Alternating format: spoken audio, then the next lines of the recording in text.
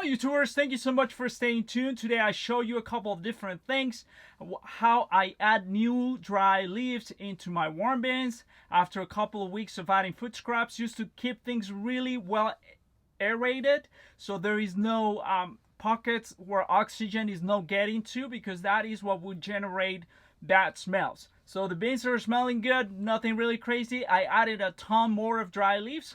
You saw that on the video. The purpose of that really is to keep the system going, to have good air circulation. But before we go further, I actually want to take a moment to discuss with you this whole system. So this is a homemade indoor vermiculture system following permaculture principles, stacking functions. I have wood chips in the bottom. I am fermenting my wood scraps. I am using worms to accelerate the process of decomposition. I am adding a ton of brown material from leaves that I collect in the fall. And the idea with this is to create a system that can withstand a lot of food, a lot of input when it's coming through it from the kitchen, from the bokashi bucket that you saw in that bin that I put together. I literally added at least 10 to 15 pounds, if not 20, of food scrap to one little bucket, and added a ton of leaves. And that's what creates it, the leaves, the worms. It creates different biological systems that support each other and create resiliency, right? And the purpose of creating resiliency is that your system can withstand different impacts. So when you think about your own life, how do you create resiliency? How do you have different things? How do you have multiple things doing the one function that you need the most? For example, just think about the basics, money.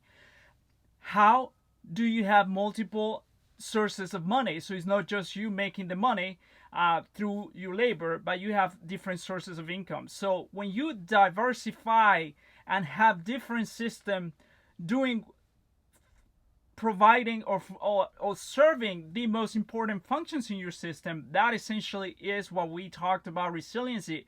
Because if one of those systems fails, if you get sick and no longer can work, then you have other systems in place that will continue to bring revenue or income to your system. So that's just a kind of a monetary metaphor, but it works in similar ways. Like, for example, here in the vermiculture system, having the King Stropharia in the bottom adds a new layer, a new organism that is also kind of decomposing, eating a lot of the rich nutrients that fall from the top, preventing that system from going anaerobic, preventing any kind of odors and things to form in there. I use those wood chips to create soil structure in the garden, to get food out of the mushrooms, because you can eat them when they fruit.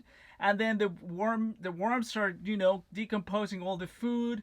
Essentially, you are not adding kitchen waste to the landfill. You're actually recycling, reusing all of those materials that come out of your house. It's a very exciting year for me. I'm starting essentially a site permaculture homestead from scratch. It's a ton of things to do, but I'm going to be using a lot of the inoculated wood chips from here. I'll adding worms from my bins to those beds in southern Vermont. So definitely stay tuned for that, because I'm going to be discussing a lot of different things and really exploring. This is my first time doing this at a large scale.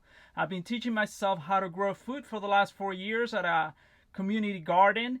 I have all my videos essentially come from there, but now I'm taking that to the next level. So thank you for watching. If you haven't subscribed to the channel, please do so if you want to stay tuned for those videos. Thank you for watching.